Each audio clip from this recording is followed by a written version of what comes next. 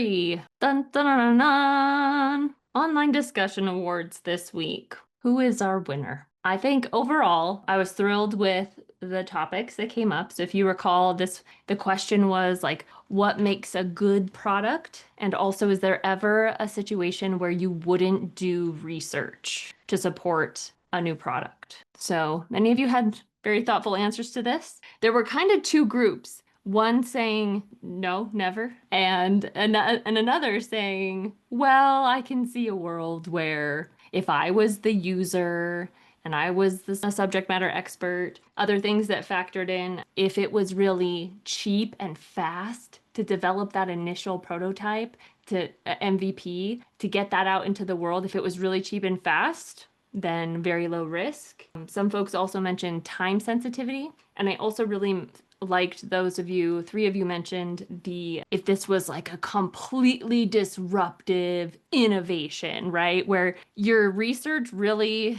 unless you are doing research to uncover the underlying pain point, you may not tap into the actual demand because people, before something like, I think Uber was brought up, and that's a great example of if you asked people, would you get in a car with a stranger and then pay them money? I think there was a time when people would have had a very negative reaction to that, and yet it worked. So this is very interesting, and we'll dig into why some of those things might be. I'm gonna award John because I just loved you saying product is successful when it survives contact with reality. That was my favorite phrase. Survives contact with reality. So John's our winner this week. Everyone else, thank you for chiming in. I really enjoyed reading Bill's entertaining post. So there's an honorable mention for you. Okay, any other thoughts or comments now that your wheels are turning in this direction again? Like, oh yeah, UX strategy and products and innovation and all that. Final thoughts on the chapter. We covered value propositions, we covered personas, we covered doing a little bit of research and walking through what that might look like. So if you recall the situation of the wedding, Airbnb for weddings example, yeah. And how do I find, the researcher got kicked out of a bridal shop, so she went to a mall where there were like toys for babies and stuff. Yeah, so this was a really good description of what you're probably going to experience in this course. So depending on who your target audience ends up being and how difficult they are to get to, you may end up getting kicked out of a bridal store. Wouldn't that be a fun story? I'll give you points just for that. The best one wins a couple extra credit points. So get yourselves out there. Yeah, we're gonna dig into target audience today. So here we are. We're back. We're back to the question, how do we create successful experiences? I hope you're starting to chip away at this concept a little bit. So we've talked about product market fit and the product market fit pyramid. We've talked about targeting a certain market, evaluating some preliminary assumptions about who your user is and what their underlying problem is. So we're very thoroughly in the problem space, walking through how to establish that a problem exists that needs to be solved. So walking through that, but I want to think a little bit for a moment about the word successful in this sentence. So as many of you came to a solid conclusion here, which is it's successful if it makes money, right? If it's profitable, if the intention was to make money and it makes money, then it's successful. Likewise, many of you went straight to the definition in the book, like if it delivers value, if it solves a problem that exists in the world that it intended to solve, then it's successful. I couldn't agree more. We're going to talk a little bit about the nuances around the ways successful and like traditionally successful can look and look a little different. And sometimes things that really seem like they should have been successful aren't, and why that might be. And the best way I can think of to start with this whole conversation today is to ask you to think about this question with me. Have you ever made a purchase, maybe recently, or maybe something that, sticks out in your memory, or received a gift that just wasn't quite right? I'm not talking about your mom bought you a dress and all you wear is cargo pants. I'm not talking about wild misfits. I'm talking about like you else got it. And then you feel like it didn't quite fit, right? Like the intention was all good. And then it was like, oh, yeah, not quite. As you're thinking about this, if you come up with an example, I want to see these in the chat. So this could have been a gift you received, could have been something you purchased yourself. You saw a product online, you purchased it with some intention, you got it, and it wasn't quite right for you. Now, it would be right for somebody. That's the key here, but it wasn't right for you. Any thoughts or stories? Put them in the chat. Hallelujah, Serena. I'm with you. I do not make purchases if the room is dark and the brightest light in the room is my phone. This is just like a recipe for bad decisions. Yeah, Annie, exactly. That's exactly what I'm talking about. Light up running gloves. I want to hear more. They were okay. So I run pretty early in the morning. I've got two kids. I work, school, all that good stuff. And it's often very dark. And one time I saw another runner out and their like hands were glowing. So I like got home and I told my husband, and he's in the tech space. So of course, if I tell him something, he'll go find it. And then he bought them for me and I was like really excited. And I tried them on and I just felt like Edward Scissorhands. Like it just was in my mind, I was like so excited, but then trying them on, I like kind of ran around with them and I don't know, it just made me feel like just my hands were lighting up and like nothing else was working. So we still have them. I keep forgetting to return them and it's been like a year. So at this point, I guess if anyone would like some light up running gloves, let me know. I'm more than happy to send them to you. Yeah, I'm gonna pitch Annie's light up running gloves because I purchased my spouse really likes woodworking and doing electrical work. And electrical work and sometimes woodworking, but especially electrical work is something that sometimes you're in like the basement where the water heater is and you're like up in the rafters, and I got him some gloves that have like little lights on the fingers. Yeah, and so it's like the idea is that it's on this like first knuckle or something, and it's like, oh, I'm like lighting up the space I'm working in. So like maybe that's a use case where light up gloves would have worked out. I'm gonna revisit. Let's see. Oh yes. Okay, so we are talking like sometimes we order things and it's like not as advertised, or oh, this doesn't quite fit right. That's okay. That's out of scope here. I love that I'm not the only one who's accidentally ordered children's clothes. That's great.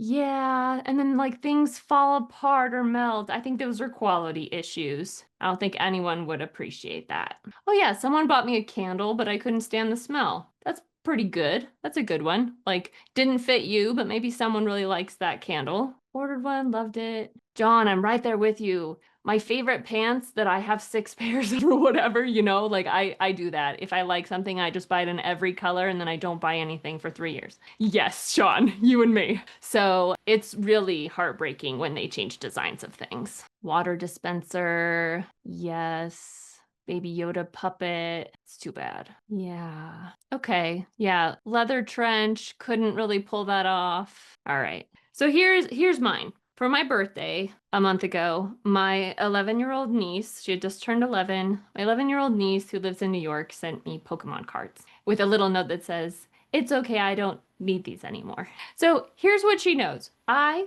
love Pokemon. I have played every game since 1998. I am a huge fan of all the games. I find them very soothing. So I love this. This is something she and I bond over very much. And she sent me Pokemon cards, which seems like, yes, seems like a great fit. Like, how could that go wrong? However, the thing I like about Pokemon is the games and the fact that the games are cozy games where no real people are in my game. That's an entire category of games in my house. That's me. That's all. Like my games are cozy games where no real people are in there. So that's what I love, right? But the cards, not my thing. Then on dog friendly movie night on Sundays, my friend Emma came over and she's in her early 20s and she saw Pokemon cards on my coffee table and was like, "Oh my gosh, Pokemon cards," right? And she like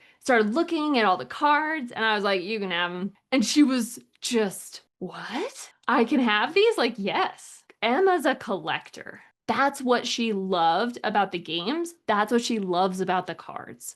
She loves the sense of like collecting things. She loves buying the cards and seeing what new ones she doesn't have are in there. She doesn't actually play, she just collects. So that's what she loves. And then I just gave her something, and this was the coolest gift to Emma. Surprise gift, free gift from my birthday. So this is a situation where Pokemon has all these products. And different people, I think many game like franchises have this going on too, where there are types of gamers, for example, who love one particular element of the game, perhaps the combat, or they love like the skill tree and how that all works, or they love the community aspect. I'm thinking like a lot of MMOs and MMORPGs where you're like, yeah, I love playing with other people. And then there are folks who play the exact same game, but they are going for a different experience. They have a different reason for playing that game.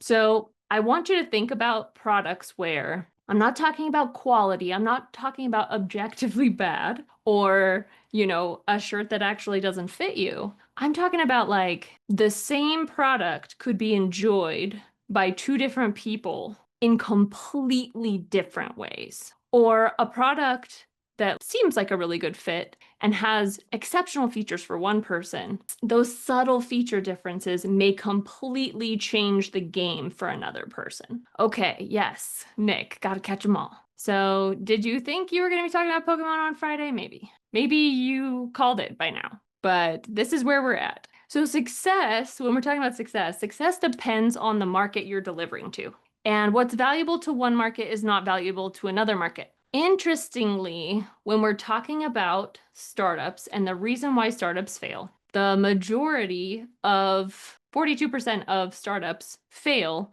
because they did not have successfully meet a market need. So they didn't have product market fit, or they came to a market and everyone said, we don't actually want that. A few examples, some fun examples. Back in 2013, maybe Pokemon wasn't your thing, but back in 2013, Burger King came out with a product called Satisfries. Has anyone ever heard of Satisfries? No. Okay. Last class, there were two people who had actually eaten them. So Satisfries, let me tell you all about it. Let me pitch you. Satisfries were the way they were made was they absorbed less oil by nature of like how porous they were. So they were a low calorie fry, low calorie, low fat fry. And the idea was like, this is our like health conscious alternative to French fries. And Burger King pushed these and they totally flopped. So Burger King was confused and like, okay, they flopped. That's strange. What if we push them harder? So Burger King started like for a little while defaulting to Satisfries as the side to some of their combo orders. This upset a lot of people. When you eat French fries, where are you at? What motivates you to eat a French fry? Or a whole lot of them, a whole bag of them, right? Sadness.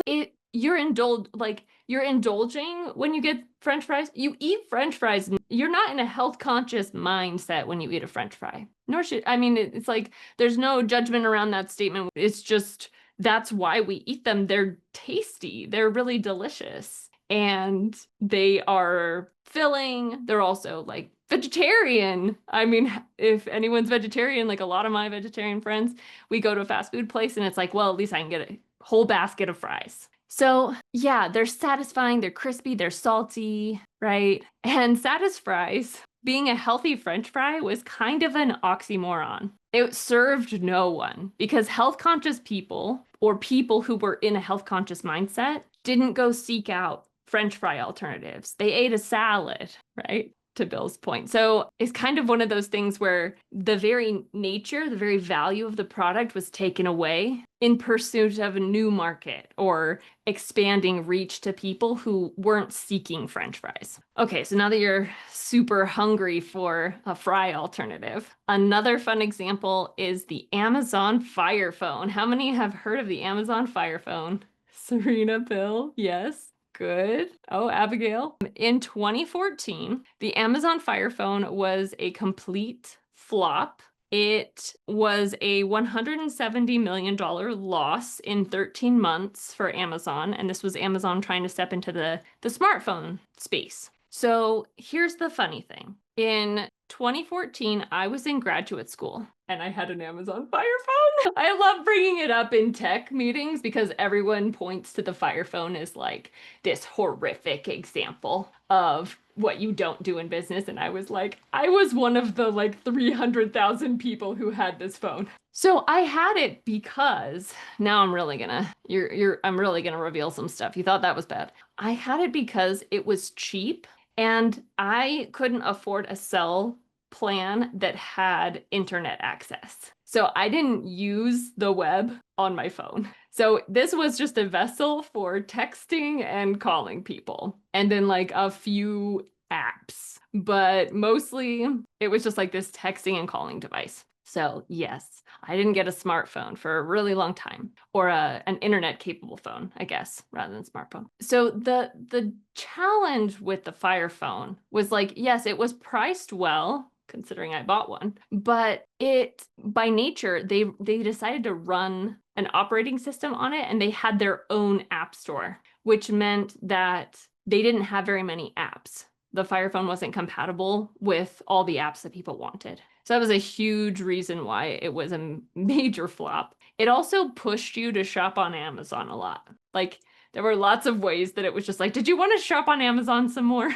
So it was a huge failure. Not really what we want. Not always what we want from a phone is for it to encourage us to shop online and not have apps. That sounds like maybe that undermines the purpose of a phone. Okay, so these are just two examples I pulled out of nowhere, but I'm sure you can think of many more. And if at any time during this conversation today you think of a Satisfries or a Fire Phone or a Segway or a Google Glass, or, pick your favorite, drop it in the chat. So we're back to product market fit here. Establishing, like going after your target market is not a one-shot thing. I think that's something that the book maybe doesn't get into this very much, but it's that iterative process we keep talking about. Like you're going to start with a niche audience and then expand if that goes well. And finding your foothold in the market is going to be the way you get to the next level where you're able to expand to a wider user base. I think I already brought up the example of Facebook, but anyone know like how Facebook started? Yes. Annie's nodding, so I'm encouraged. Serena, yes. Facebook started as what? Anyone want to chime in? Who was it for?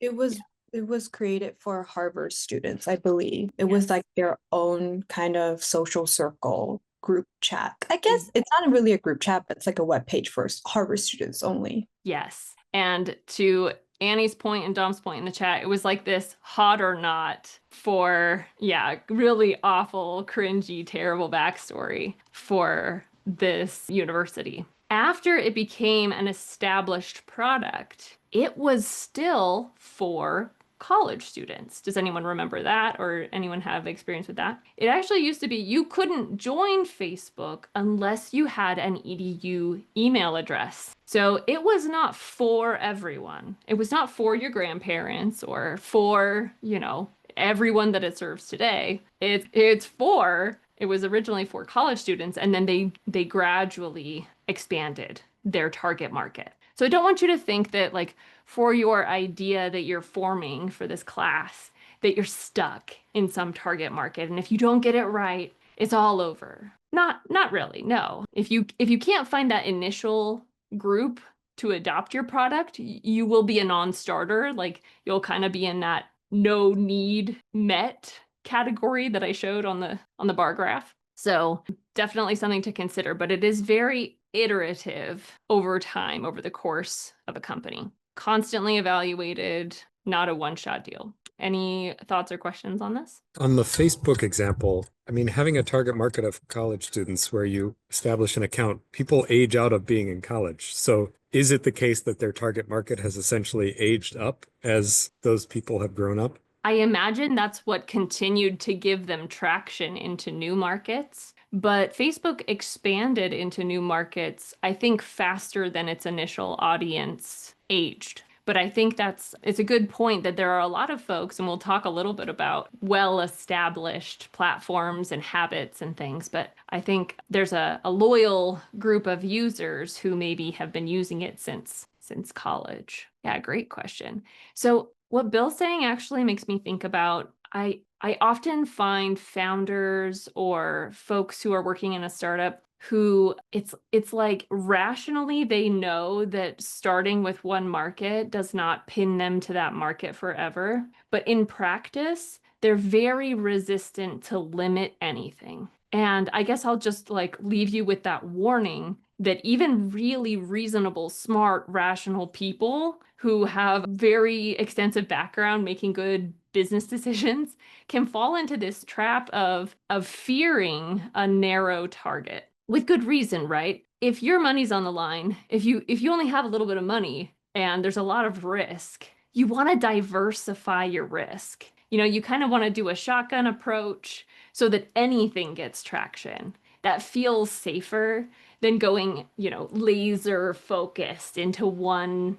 specific market and really nailing it. And it's not that the shotgun approach can't work, it just very often doesn't work because you do need your feature set to match the needs of a particular audience. And when you're trying to build the smallest possible thing to do that, if you're thinking about too many use cases and too many people and too many nuances within the problem space, you're going to have a feature set that serves no one because it was kind of built for everyone. Great. So let's talk about market need, right? The needs that exist in these target market segments. The idea kind of from the book and maybe thus far is like, okay, so pick a market and then really understand their problems and then give them the best possible solution for that problem, right? Easy peasy. But in reality, things are not quite that simple. So I'd like to ask you a couple questions. Let's get our stamps out.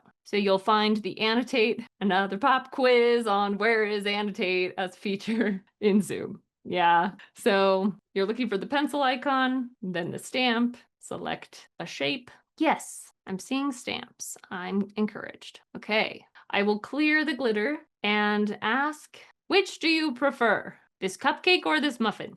Which would you rather eat right now? Oh, someone's really into the cupcake.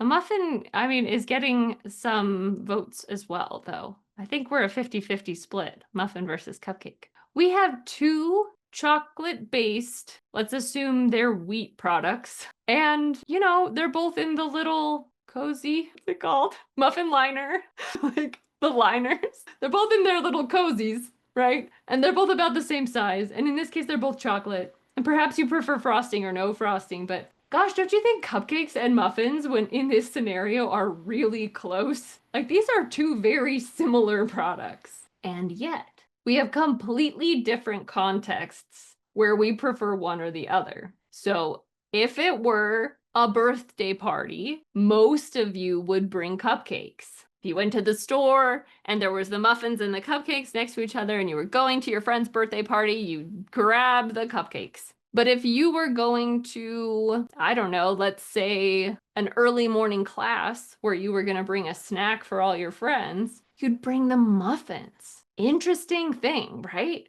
Very similar products, but there are contexts that frame how valuable one or the other is, whichever one we would actually buy and pursue. And this is, if you haven't gotten into in the behavioral sciences, the lack of rationale and rationality in a lot of human decision making, I can't wait for you to continue to enjoy this. Humans are not fully rational beings, so they may have an unmet need, and you may develop a perfect solution for that need. And there will still be situations where people don't adopt the solution. Very interesting. Or you can have a lot of products happening, and there will be very specific group level preferences around when each product is more valuable. Another example. These are two candy bars that are common in the United States. Which is your favorite? Maybe neither.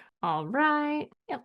Oh, okay. I was going to call Snickers, but some Milky Way fans have come out of the woodwork. Pretty even split here, too. Does anyone want to tell me, when you think of Snickers, what do you think of? Like, when does someone eat a Snickers? Anyone? When do you eat a Snickers? Teresa? I think about that commercial that they have of like you're not you and you're hungry. So I think of it like I feel like they almost advertised it as like a more like filling kind of like candy. Like it's also indulgent, but it's also like I don't know, like something to just cure your hunger in the moment. Yes. And folks in the chat are agreeing with you. They associate Snickers with hungry. Hungry? Grab a Snickers. That was a slogan for a while. And it's true. Snickers has actually realized through consumer research, it's been realized that when people go for Snickers bars, it's because they're usually seeking a meal replacement or they're actually hungry and need to feel satisfied quickly.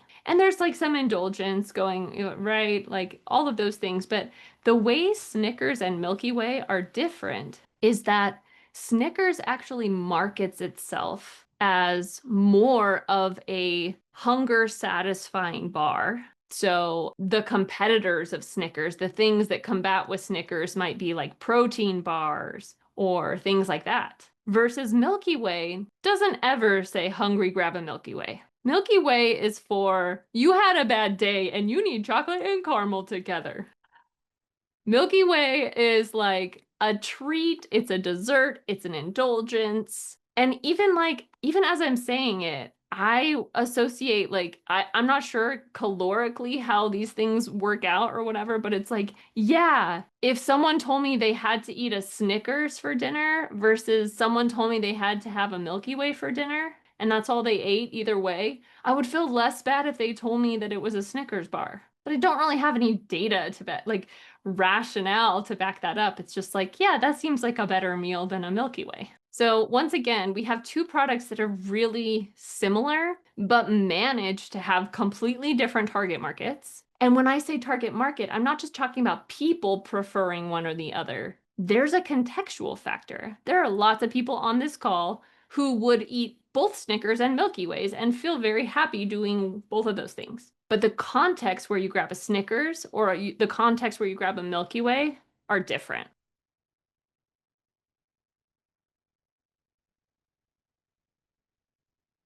Okay, thanks for playing those games with me. So all of this context and this variability of like value of when I would buy a muffin versus a cupcake, a Snickers versus a Milky Way. I was clearly hungry when I made these slides. It kind of revolves around this concept called jobs to be done. So this was a few sentences in your reading, but this framework is so common in the UX and product and business space that I wanted to spend a little bit of time on it. So the jobs to be done framework was sort of created by Clay Christensen and popularized by another guy named Tony Ulwick and another guy named Bob Moesta. And Bob and Clay are kind of in one camp and Tony's in another camp. And it's very complicated, actually. But that's not what this is about today. Jobs to be done as a framework, I think it sticks because the words jobs to be done are kind of self-explanatory so that you can kind of intuit what's going on here. But the concept is like, we don't buy products, and we certainly don't make decisions about products just based on their features. Instead, we sort of hire products, is the term in the jobs to be done framework, to do a specific job in our lives. Muffins are for breakfast. Cupcakes are for parties. Snickers is for dinner, right? These are jobs to be done that we have, parties and dinner. These are jobs we must accomplish. And we hire products to do those jobs. The jobs to be done framework helps us think about not just the simple behavioral job we're trying to do, like eat dinner, but instead also the like emotional and social jobs that we have. So like I may grab a Snickers as opposed to a protein bar because I'm like, I've had a bad day. I'm really tired. I don't have time to eat lunch, and I'm going to soothe myself by grabbing a Snickers because I'm going to have a treat right now that's also kind of a meal. So it's this emotional job that I'm doing as well. The classic example that's given time and time again is you don't buy a drill to have a drill, with interesting features. You buy a drill because you need a hole in the wall, or you need to feed wire through a 2x4, or you need to attach two boards together so you can do home improvement projects, make your environment more beautiful, whatever these things are. Perhaps it's for your job, like your job, your profession. But you don't buy a drill because you want a drill. You buy what the drill can do for you. And those actions roll up to your social and emotional goals as a human being. So one little game that we play when we're talking about jobs to be done is the 5 whys, which is just an activity that Simon Sinek popularized.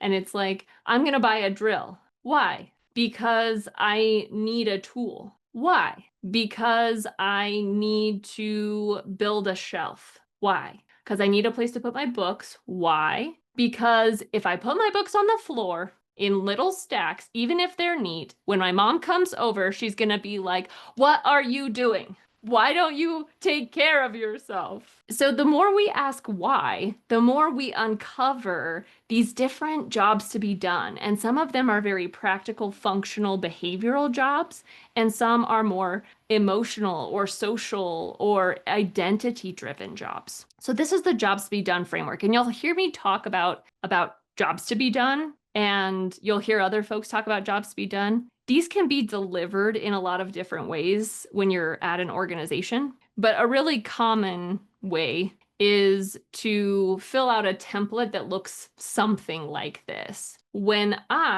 Some context, when I am hungry and don't have time to eat, I want to feel better and fed so I can continue being busy while managing my stress. So that might be a job to be done that the Snickers does. It's like this speed related job to be done. I kind of did a double-barreled thing there, but it's like there's a speed component to that. That could be one job to be done. I want a fast meal that's in a wrapper that I can get just about anywhere, right? But then there's also I want to feel better. I'm having stress. I want to feel like I'm taking care of myself somehow or giving myself a treat. That's another job to be done. There's also that component of like when you do eat a Snickers for dinner and then like you're with your friends or you're at work and it's late and it's like, I'm eating a Snickers for dinner. And your friends are like, totally. And there's that moment where it's like, yeah, this is where I'm at.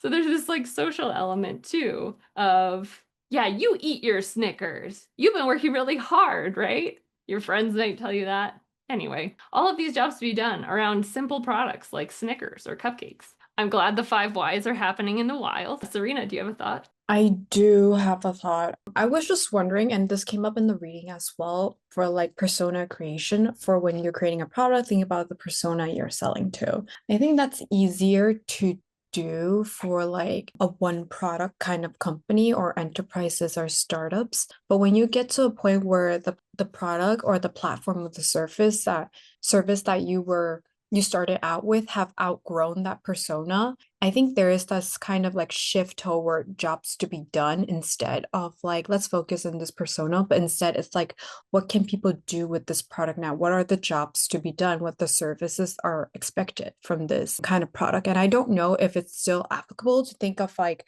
creating a product with a specific persona in mind rather than starting out with the jobs to be done instead. Yeah, I think both happen. Jobs to be done can often be a piece of persona work. If someone told me I could only use one or the other framework for the rest of my life, I would use the jobs to be done framework. But I think there are a lot of really valuable situations where personas do a good job. The other thing I want to address about your comment is like Serena's in ServiceNow mode, which is a company with an extensive product portfolio. And to bring this point home to everyone in a way you might be more familiar with, I want you to think of Microsoft 365 suite. Word, Excel, PowerPoint, etc. So what's interesting about product suites or platforms with lots of applications is you have like all of these different apps. Let's say each one of these is Word, Excel, PowerPoint, a Microsoft app. And they're all in this platform. And each one maps to a specific set of jobs to be done. But you can also have the same job to be done served by multiple products. So there's this like many to many relationship where there might be lots of things we do with Microsoft Word, but we may be doing very similar. I'm going to go with qualitative data analysis. A lot of folks use Microsoft tools to do qualitative data analysis in the wild because they don't have access to more formal qualitative tools. So they may use a Word document to take a bunch of notes from a qualitative interview. Then they may put those notes into an Excel sheet so that they can like move chunks of the notes around and spatially cluster them. These are two different products that have a whole bunch like different kind of target audiences, and yet there's synergy. And I think if you dug into most of these platforms, you'd find that it's not like here's a product and then here's its jobs to be done. Sometimes the jobs to be done are like at the platform level or at the feature level or at crosses two or more products. So this is something to just be aware of because I think it makes our jobs really fun and creative when it's like, okay, we have some constraints and we know we need to meet these needs and that our users have these jobs to be done. How can we leverage what already exists? Can things interact together to produce a solution? So that's like as you get more and more complex in many of these tech companies and software as a service companies, you'll start to see that kind of thing too. Yeah, and to Abigail's point, I would agree. Business to consumer companies, so think like any consumer facing app that doesn't serve a business. Like Microsoft can be B2C, but it's also B2C, but it's also B2B, business to business. So like CGU buys the Microsoft suite and Danny Green as a person could buy the Microsoft suite. So B2C companies often gravitate toward personas. B2B companies often gravitate towards some of the other ways you can classify people. And we'll look at a couple of those different approaches in a moment. Great. Questions or thoughts on jobs to be done? Yeah, I put a quick jobs to be done example for AI search or like online search, and the shift from like Google search being the, and basically like I think ranking links or something, but I still have to go through and like figure out which sources are the best ones. Where AI search understands that as a user, I would prefer just tell me what the insights are based off of like your trusted interpretation of what those links are. So would that be jobs to be done for online search? Yeah, I love this example. I'm going to answer your question with a question.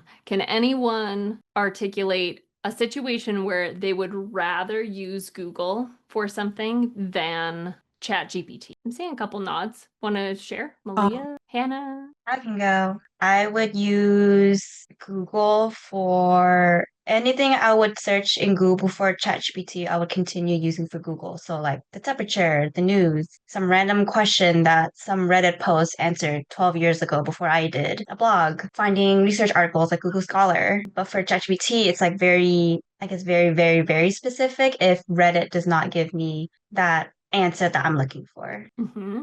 Yeah, ChatGPT for more detailed information. Serena, what were you going to say? I'm just lazy. So I open a new tab and I search right away, and that usually takes me to Google because chat just takes a longer time for me to like pull up and search what I need. But I did like ChatGPT like generate a picture about what you think about me based on my recent like history and stuff. I figured out I only use chat for work related purposes. I've never used it for personal information or personal like upload on like what is this, blah blah blah. Like I don't conversate with it as most people I see using it on the internet. So I thought that was pretty interesting. I think I still lean more on Google just because I have that mental model on how to differentiate like which are the trusted information and which are not. Yeah, I think there are so many different sub-segments, like different behavioral patterns when it comes to like if we really started digging into all the ChatGPT users, I think you'd find these customer segments. And John's point was where my brain went, which is when I want to get to a specific website, I don't use ChatGPT. If I don't know the URL, I type it into Google. This happened earlier today. I was looking for like a sub page within my health insurance company's website. I was looking for like a specific support number to call. And like I wouldn't have gone to ChatGPT. But earlier, like 5 o'clock this morning when I was having my tea, I used ChatGPT to ask about the food on the Alaskan cruise that I will be going on because it aggregates a bunch of information from different sources. And I thought that was a better use case, whereas that would have taken me ages if I had done it through Google. Great. So Dom, did we answer your question? Yeah, so my follow-up would be, I guess there's always like the edge case scenarios, right? Like everyone uses it differently. So like at what point, as you mentioned before, like a lot of founders want to, basically boil the ocean and like build something for everyone. So like how do you decipher what's the most important persona or thing to build when you understand the different jobs to be done? Well, I love that you're framing it that way. So conceptually, let's imagine we got a ton of data from thousands of people and we felt like we had a really good handle on the jobs to be done that were driving adoption of our product. Like people are coming to Snickers for this reason, right? Like we felt like we understood that. Now what? How do we take action on jobs to be done? And I guess Snickers isn't a great example. Maybe we're DeWalt and maybe we make drills. So I think if DeWalt is thinking about should they make, oh no, the example that came to my mind is awful. Should they make a very light, low powered pink drill? Would that be a good play in the market? Companies have done this before. Yeah, making some kind of like, it's for ladies version of their product. So although women may be having these jobs to be done, and there actually may be market for drills that aren't so heavy.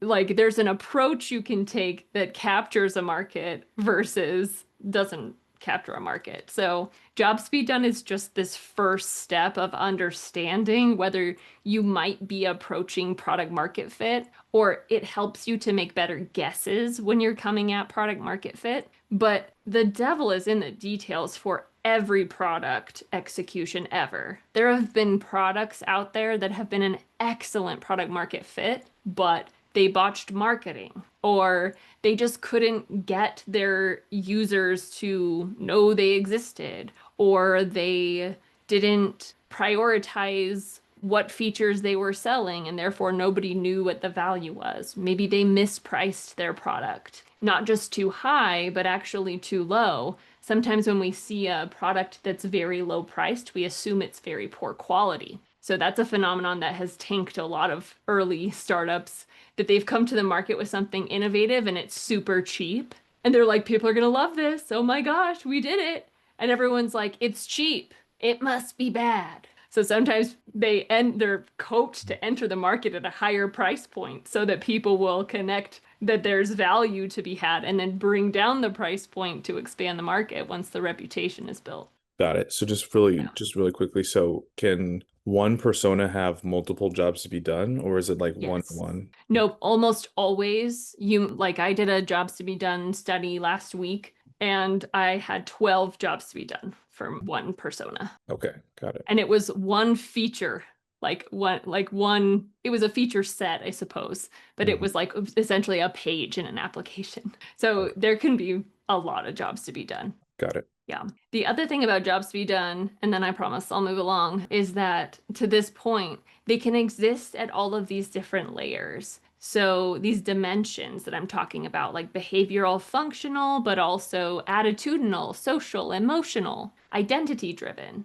All of these are jobs to be done, but you can kind of have these high level abstract jobs to be done. And sometimes the more you ask why, it's like, is this the drill was about me building a shelf so my mom thinks I have my act together? Like, is that useful in a business? Like, how actionable is that final understanding of the like core essence of that job to be done? This is actually one of the criticisms of the framework, is that if you ask why too many times, you get so abstract it's not actionable. It's like, what do I do with that information? So it's a good to know, it's a good framework, but it only gets you so far. Okay, another, just thinking about knowing your target market and diving into like this identity piece and things like this. So Subaru was facing a decline in sales in the 1990s, and they decided to focus on niche markets. Based on customer research, they discovered that a very high number of lesbian women were driving Subarus. So what they did was they decided to covertly, a little bit, target that demographic. In the 90s, it was kind of not a time where the LGBTQ plus community was very like there was like more animosity, I guess, for these kinds of actions taken by a company. It was more of a divisive topic than it is today. So Subaru didn't want to alienate the customers who were not lesbian women, but they wanted to acknowledge and target lesbian women in their ads. So they did this sort of like little bit coded marketing campaign, and it worked really well. Not just because they did this, they knew their audience from research and they decided to lean in. But then as a company, they decided this was important to them and they started backing LGBTQ plus causes as an organization. So they had like genuine and authentic relationships with these communities. So I love this quote here from this article. The strategic marketing was so successful for its time because it was not only a delight for the target audience to engage in this playful decoding, but the rest of the audience, straight people, only noticed features like bike racks and just thought two sisters were hiking together. So they managed to not alienate anyone while also focusing in on an audience they knew they were already serving well. So there are lots of examples of this sort of going for a niche customer base as a strategic direction to actually gain some ground in the market. Okay, great. So define your market. How do we do this? The book starts talking about personas. And I wanted to just really quickly touch on the fact that there are several deliverables and terms that often mean very similar things depending on context. I'll go back to Abigail's point in the chat earlier, which is like B2C companies often use personas. Yes, and in B2B companies, you'll often hear something called ideal customer profile or ICP. So there are these different versions that are all kind of trying to do the same job to be done, sort of. The first one we'll talk about is personas. Personas, there's an article that I've assigned for this coming week that is all about personas. If this concept is brand new to you, you can read that very friendly article. I think it's like 7 minutes long, but I'm going to demystify this real quick. It's just a persona is just a description of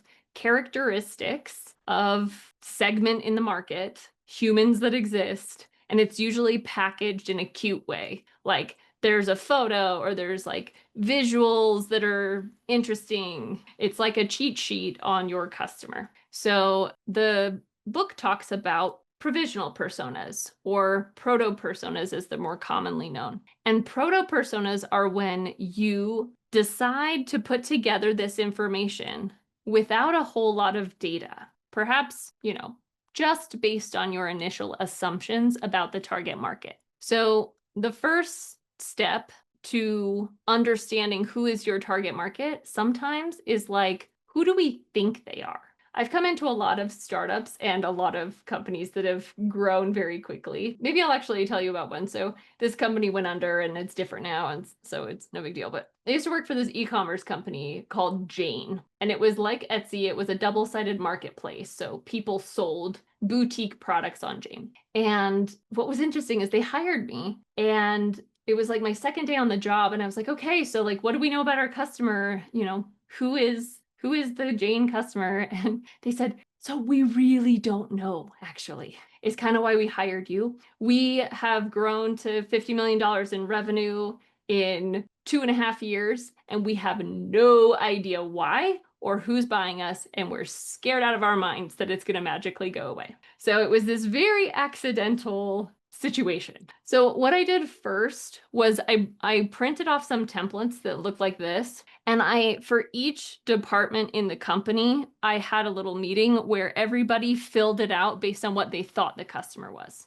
If you had to guess, just guess. Tell me all about who you think our customer is. And I took all of those pieces of paper, there were a lot of them, took all those pieces of paper, and I tried to find the patterns. And the pattern was, well, she lives in Utah because this was a Utah-based company. She lives in Utah, and she's a stay-at-home mom, and she's in her 30s and has multiple little kids. So this was the idea. So I gave a presentation to the whole company. This is who we think our customer is, right? And everyone was like, right, that's who we think our customer is. Okay, then I went for about 4 weeks and collected a whole bunch of data on the actual customers. What I discovered was, because the only people that the folks who worked at the company, which was a Utah-based company, the only people they had talked to who shopped on Jane were people in Utah. So they thought she's from Utah, she's a stay-at-home mom, and she has multiple small children because that's who they're talking to around them who say, yeah, we shop on Jane. In reality, the vast majority of the customer base, more than 80% of them, were working women, and more than 60% of them lived in the South. So these women living in the South, a little bit of the Midwest, and then 30% of them were elementary school teachers, which is why we thought she had little kids, because all of these little kid products are getting sold all the time. And another big chunk of them were nurses, we discovered. So we discovered all this stuff, and then we started actually pushing products for nurses, teachers, t-shirts that say funny things or whatever for nurses and teachers. And they went wild on the site because this was our target audience, we discovered. And then, we started learning more and more about the customer. But this was a case where articulating our assumptions was such a great first step in evaluating and comparing, okay, who did we think? And in a lot of ways, they were right. She was about in her 30s. She did have kids, but there were just some details that were a little bit off. So we were able to celebrate the ways we were right and then kind of expand the ways that we were not quite on target with that understanding. So provisional personas are a great way to start communicating with folks who work internally at a business. They're also a good way as a founder to be really honest with yourself, keep yourself really honest and say, who do I think my audience is? Can I articulate it? If I have biases or things about my audience, can I actually put those in writing and be honest with myself that that's what I think is going on? Because once you have those, you can test those. Nick? Yeah, can you hear me? Yep. Okay, the question that I have is if you're working with companies say that work in a specific area, so say in your experience, say you're Danny and you have experience working with companies in Los Angeles. Now they have a target audience, but you already have done projects before on companies in the area, which means you have advanced knowledge on possible personas in the area. So I guess what am I getting at is can you use data that you've already collected from other businesses to inform new businesses that you're working with? And is that common for other UX professionals in the field to kind of reuse information that they've already collected so they kind of don't have to do it all over again? Yes. So you're spot on. As a company, companies often hire folks with prior experience in their industry or in their geography because of that reason. That person already has some fundamental understanding of how the industry works and maybe even a little bit of information about the competitive landscape or the customer base. This is why companies started having their employees sign non-compete agreements. So upon being hired, you sign a document saying, I won't work for a competitor for, usually it's like 2 years. I won't work for a competitor for 2 years after I leave this company. And sometimes those non-compete agreements will specify like actual company names you cannot work for.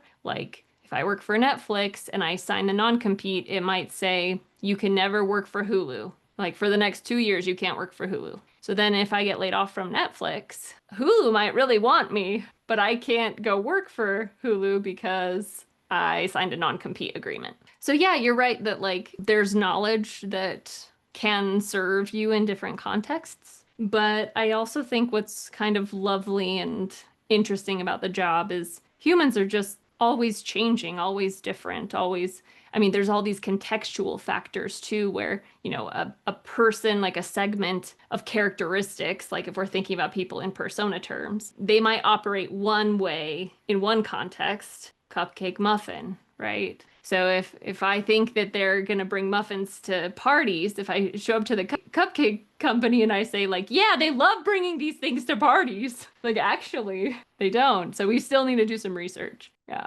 Okay. That then, all right. Thank you for that explanation. I guess a second part to that is like, it's a short answer. I think it should be is okay. So are you involved in like any policy creation, like for protections for the worker, or like, I was thinking about protections for the customer because I signed this Instacart contract lately, and it was like we're collecting biometric data, and I was like, oh damn, like that. I can't like say no because I need the money, but I have nothing to protect me against whether they can collect this data or not. So like, how would one get involved? But that's right. It might be a conversation for another time. No, Not yeah, sure. I think we should dig into that one of these days. There are lots of practices that UX researchers and market researchers learn to make sure they're protecting data that they collect from users. And sometimes people won't talk to you if you're going out and you're trying to do, just think of any sensitive topic. Let's say you were going to do, there was a student in this course who wanted to create a dating app for a specific type of dating app and had a hard time finding users who would talk very openly about that topic because it was kind of like a taboo subject. So that's definitely true. And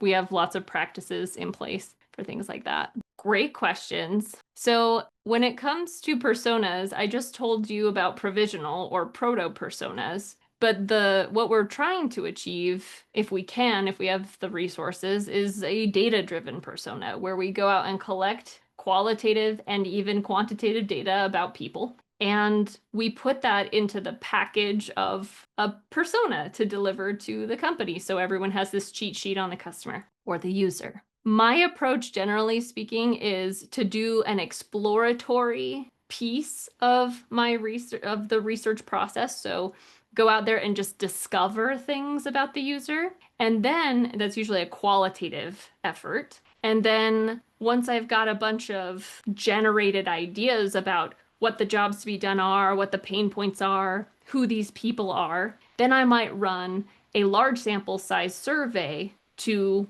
evaluate or confirm my findings from the qualitative stuff. So that's like a really rigorous way to do it, is like generate and then evaluate with a larger sample size. So once I know that she's a nurse, I can run a survey and then I can get that number back, like, wow, 30% of them are nurses. Instead of like, I talked to 10 people and I got all this rich data. 2 of them happen to be nurses. Do I know that that's a trend? I don't, until I do a more like robust, larger sample, more confirmatory research. So we're going to go through this little example together. And this was a real project I worked on many, many, many years ago. And this will map very closely to your homework assignment. So once upon a time, I worked for a company called Belkin. They're a tech company and they make a lot of peripherals. So like even I'm noticing like this thing on my desk is Belkin, but they make different dongles, they make smart home devices, all kinds of things.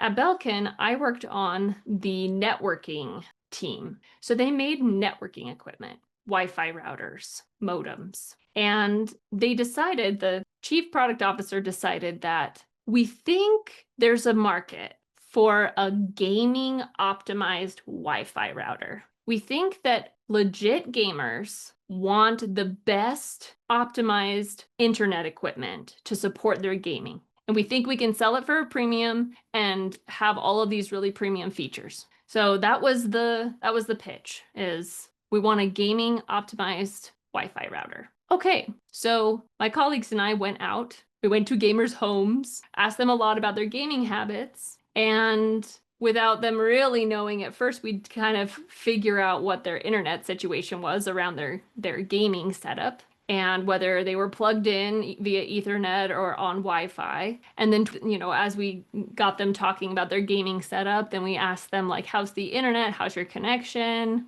Where's your Wi-Fi router in the house? Oh, it's actually in this closet over here under a pile of clothes. So we'd find these things out. So that was the study. And what I want to do with you together is think about what questions would we want to ask in a screener? What kinds of questions would we ask related to demographic data, psychographic data, so attitudes, preferences, and then behaviors? What questions might we ask them about their activities, their actions? And how we're going to do this is a cold calling method, is what I call it. So I will randomly pick someone. You try to supply something in one of these categories, and then you call on someone. We just kind of daisy chain call on the next person and the next person and the next person. Okay? Questions about this study. We want to know about gamers and whether they would buy networking equipment that was optimized and sold to gamers.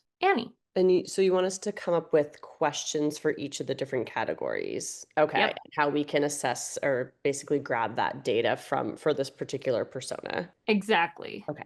And just to give you an example here, like a screener question, and remember, screeners are, do they belong in this study at all? Should we even talk to them? A screener question might be, how frequently do you play video games per week? If the answer is 0 times per week, 0 hours per week, maybe it's how many hours, that's even more specific, then they would not be in this study. But it also kind of tells us something about them. Like, it's also kind of a behavioral question too. Okay, I'm seeing some nods, which has just volunteered you to be my first person. So I'm going to call on John. What question would you ask of your participants?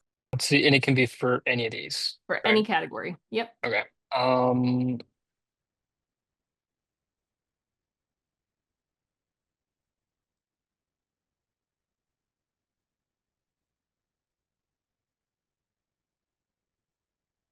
Is it too general to say for demographics? Would you describe yourself as a gamer? I like it. Are you a gamer? Or you said, would you describe yourself? Yeah, I think that could even be a screener question in some ways. But I actually like it as like, we show up, they said they play 10 hours a day. Then you ask, are you a gamer?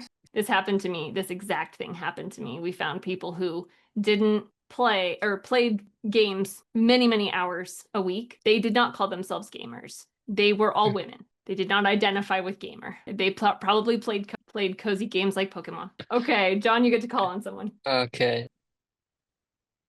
Brace?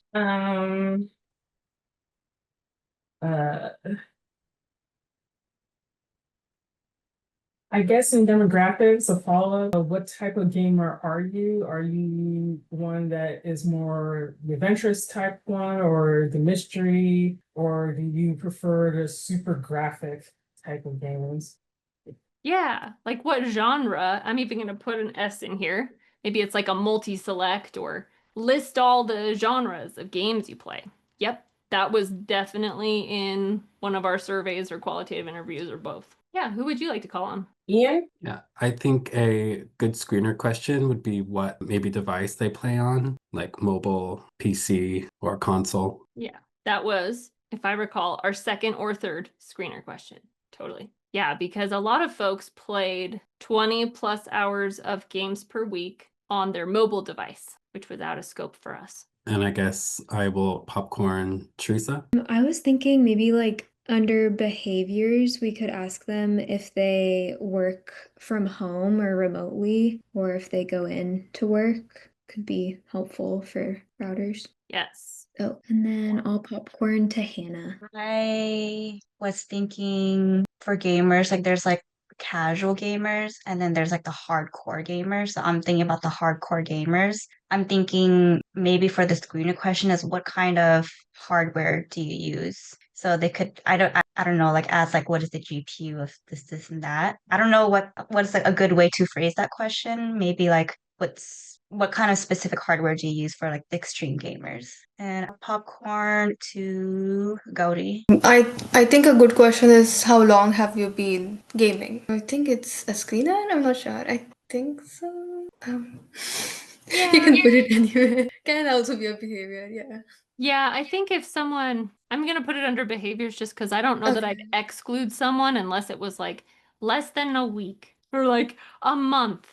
Well, we can put it in both. How long have you been gaming? Yes, this is something we asked in our qualitative interviews, and a lot of gamers who were adult decision makers and stuff of their household have been playing since they were children. And I've gone to Bill. I'm trying to not jump to the end of the interview, but I feel like we Jump. need to, I mean, something around internet connection. Have you ever been frustrated about your internet connection? Yes. I'm going to ask that in two ways. How is your internet connection? And I also like, have you ever been frustrated? I know this from watching my son. Absolutely. Great. Who would you like to call on? Annie? Okay, I'll be honest, I don't know very much about gaming, but Great. I was thinking about maybe a little bit more of the socialization aspect of gaming. So, and I don't know if this would be more like psychographics or behaviors, but if someone considers gaming their kind of primary social outlet. Yeah. Woo. And I will popcorn to Sean. Did you already go? I think so. No. Great. You're going to be our last one, Sean. What do you think? Do you have any non-digital friends? Let's see. Do you attend gaming trade shows or do you plan to, like, to assess how into it are they? I was thinking maybe like also, do you describe yourself as a social butterfly? See how they are try to get are they introverted or extroverted? Okay. So I think like as we generated, I'm sure you all, like many of you who we didn't call on, have additional ideas of questions you'd want to ask. And ultimately, many of these questions were questions we asked. You know, how does gaming play into their lives, their social circles? What genres of games do they play? What's their favorite game? And how do they feel about their internet? Have they ever had issues with their internet? What do they do? This was a behavioral question that I think we would have gotten here. What do they do when their internet connection isn't going well while they're gaming? Do they take any actions? Some of them talked about like resetting the Wi-Fi router or maybe trying to investigate why their internet connectivity wasn't the way they wanted it to be. So there were all of these things. We did find a lot of hardcore gamers who were playing, they needed to be playing games that were reaction timed based for them to care very much about their internet connectivity, unless it was atrocious. And those who had really gotten into like their internet settings things were thinking about it from this like really time-based perspective. Teresa, did you have a thought? Oh, sorry, I thought you raised your hand. Yeah, Sorry. so no, you're good. So this was kind of who we got. We also found out they know nothing about Wi-Fi routers because most people don't. And they had a lot of assumptions about why their internet was not good. And most of the time they blamed their internet service provider. So they blamed Comcast for their slow internet, even if their Wi-Fi router was 8 years old in a closet underneath a pile of clothes, for example, which would be a low performing Wi-Fi router. The other thing was most of them, if they knew about networking anything and they were trying to optimize, they were plugged in. I mean, so they weren't on Wi-Fi. They were plugged in via Ethernet, and that meant certain things. All in all, we discovered that of all the competitive and super extreme gamers, there was very few people who were even remotely having a need or articulating a need where they would seek out networking equipment that was optimized for gaming. So the recommendation was don't build the thing. And if you build the thing, make sure you market it in a way that you're creating a need, not meeting a need that they already know exists. But our strong recommendation was don't build the thing. They did though, here it is. So, and that's how that works, and it did flop. Yeah. But the thing was, what we realized is there were many things at play with this strategic decision. They were actually they wanted an excuse to have a more expensive Wi-Fi router and to start actually manufacturing those for different purposes besides gaming. And this was just sort of a test market. And they also just wanted to compete. Like they just wanted a show of strength against a competitor that was trying to play in the gaming space really well. So there was an entire strategic context around this. And I can't say where I am now that this was a bad strategic decision. It wasn't a profitable decision, but they didn't need it to be a profitable decision. They were very profitable in many other ways. So real life, real nuances. This was one of the drafts of the actual persona. Yeah. So that was that. Okay, I just want to touch on a couple more things. Teresa, do you have a thought? I just have a quick question. Like nowadays, when you're working for a company and they ask you to make a provisional persona, like is it helpful to go and use AI as a tool to help you try and brainstorm, or do they want you to like really just like have the human kind of like empathy kind of grounded approach and not have the bot approach? Yes. I wish that I could tell you where folks stood on that issue right now, because I think different people would have different reactions. Different professionals, different leaders, different companies would have different reactions to building an AI persona. But it's a really good point, and one I wanted to hit on. So there's a company called Synthetic Users, and there are many other competitors of Synthetic Users, and Synthetic Users is exactly what you think it is. They've taken a bunch of data, they've fed it into, they have this repository of data, and then they have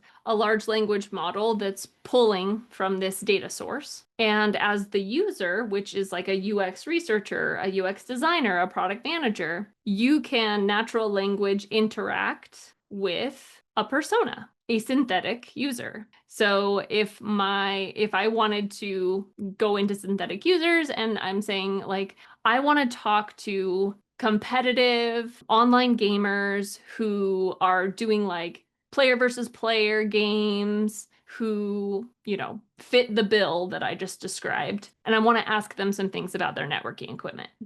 What do you do when your internet goes down? What does that look like? How do you feel about your Wi-Fi router? I could ask all those questions of a synthetic persona. Reactions, I invite them. Some of you I can tell are totally intrigued, and some of you are like,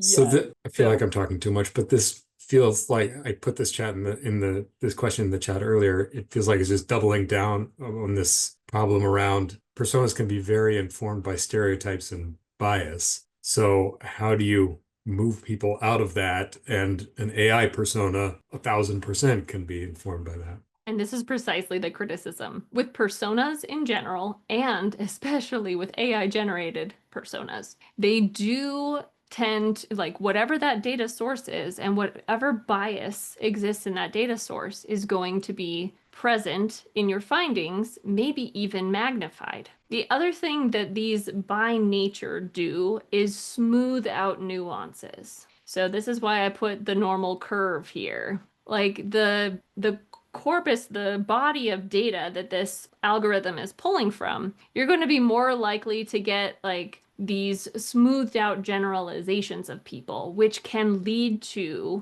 stereotyping. And some of those stereotypes may have there may be some prevalence of that stereotype in the population, but there's a risk that you may get a very distilled, concentrated version of that stereotype when you use these tools. The way they're getting around this and the way they're addressing this is if the model is very particular about how it serves you the data, and your data quality is very good, this can start to be a pretty good tool. For example, if I collected 20,000 qualitative responses from my customer base. I am just one human. I can't possibly analyze that all, but I can put all of that qualitative data into a corpus, into a repository for data. And then on top of that, I can put a model. And as long as that model doesn't get creative and can map directly to like who said what, how many said that, then you can get pretty decent. I mean, it's really at that point, it's just helping you tag and organize your data and count it, essentially. So yeah, I'm not going to lie, as someone who's built their entire identity around researching humans in all their beautiful humanness, I had some pretty strong, bad emotional reactions when synthetic users came out. About 18 months ago, they started really marketing hard, and I accidentally, not so accidentally, I don't know, I was on a webinar and I shat on them publicly, and it just so happened the CEO was on the call. So then he messaged me on LinkedIn and was like, let me change your mind. And I was like, no, never, go away, you're the devil. Or, you know, in a professional way. So I think that these like synthetic users, it really is just a model built on data. And that's what we do as researchers. We take some data, we create a model so we can generalize to the larger population. What I don't like is the framing that they are users. That's what I don't like. If it was called model your data or something, maybe I wouldn't have such visceral reactions to it. But yeah, so I think that it's really problematic, especially in the wrong hands. I think this paradigm can be useful, but I also see like some of the pitfalls. And it's all about that algorithm. Because if we're just slapping ChatGPT on top of a data repository, ChatGPT is by nature very creative. It's very stochastic, right? And you all who are taking the AI course next semester will hear more and more and more about AI models, but it means that it may be hallucinating on that data, or it may be drawing conclusions based on a low prevalence of some factor. So yes, this is a hot topic, maybe one of the hottest topics in UX research right now, is how to effectively use AI to do things like this. Okay, well, we are about at time. So I'm going to pop through to your homework assignment. There's more to read if you want to know, like, how is a synthetic user different from a digital twin and why does that matter? Posted something in there because that's an interesting little thing as well. So your homework assignment that won't be due for, it'll be due the 20th. One moment. Let me make sure I'm telling you the right things. Okay, yes. So it'll be due at midnight on the 19th, next Friday. You're going to create a provisional persona. So an assumptions-based persona. And the way I want you to think about this, I've given you some tools. So the first thing I've given you is this template, which is just, this is an actual past student project, and they filled this out. I just wanted to give you some context. I don't know that their answers are like, wow, spot on, but I just wanted to give you some factors you might think through in terms of demographics, maybe psychographic things. You know, you can start thinking about behaviors, so hobbies, interests, activities, routines. And this is just to get your mind going. So you're going to turn in how you fill this out, but you can break this template. So you can ignore things that don't relate to your target market, and you can also add anything you want to. Anything you see fit of an important characteristic, trait, behavior, attitude. Maybe the context is incredibly important. They only need the fire department when there's a fire. So maybe that's very important. So you'll fill this out just to get your mind rolling, and then you'll package it in a persona. And what I gave you here is an example of a past student who got an A. So she was creating a tool for people in a certain population, but specifically elderly people who wanted to share their life stories with friends, family, and community members. So this was a way to capture stories and share that wisdom with an audience of that user's choosing. So she went through and has behaviors, pain points, needs and goals, some traits, and it's all packaged in, this is just a template from Figma. In the homework assignment description, I strongly encourage you just find a template. Just find a template on Figma or in Google Slides or something and just fill it out. Don't fuss with the visuals, but it does need to be clean, professional, etc. So that is what's on the horizon. Now you're asking, you just turned in your homework, your problem statements. Which one should you do, right? So I'm going to try to turn those around really quickly so that you have some direction. But if you have no idea which of your project ideas you're going to pursue, then I'll actually, even as I'm saying it, I feel like I should give you all another week just to make sure you can do this assignment. Okay, the end. So that's what I'll do. Don't worry about it. So let me turn around those with feedback. If you know, though, if you already know what your project is, you can start thinking about this. Start kind of maybe filling out the template or something. But to the point of like Teresa and AI and everything, you don't have to, but I think you should do this just with your own human brain so that you can articulate your own assumptions at yourself. Look in a mirror and then totally throw it into ChatGPT or Claude, or you all have access to Microsoft Copilot. That's your like locked down thing through CGU. So you can access that via the Microsoft 365 suite through your CGU login. So plug it in with your radical product vision statement template and see how it would change your persona, or just have it generate a persona at you based on your product idea and compare. I'd love to see it. So that's totally optional, but strongly encouraged. Questions on the homework? So the one that you showed us, the provisional persona, that whole document is just the main one. And then the proto persona, that is basically derived from the document and just in a more simplified version. Yeah, they're the same content. So the Word doc looking thing is just to brainstorm. It's just to think through. It's like a show your work situation. And then what you're going to turn in along with your show your work document is you'll turn in a nice polished persona. Okay, so we're turning both in the same homework 2A. Exactly. Yep, Okay. and that's all articulated in the assignment description. So it also tells you to make them PDF format. Yes. And to Abigail's point, precisely, homework 2A due on 9/26. I'll change it in Canvas right now. Okay, I know we're at time. Thank you so much. This was like a really fun, lively discussion, and I will see you all when I get back from Alaska. We will be having class next time, but it's going to be a workshop, so I can't wait. Okay, take care, and I will hang out for a bit in case folks have questions. Thank you, Professor. Yeah, have a good weekend. Have a great trip. Thank you. I'm excited. Thank you. Have a good trip. Thank you.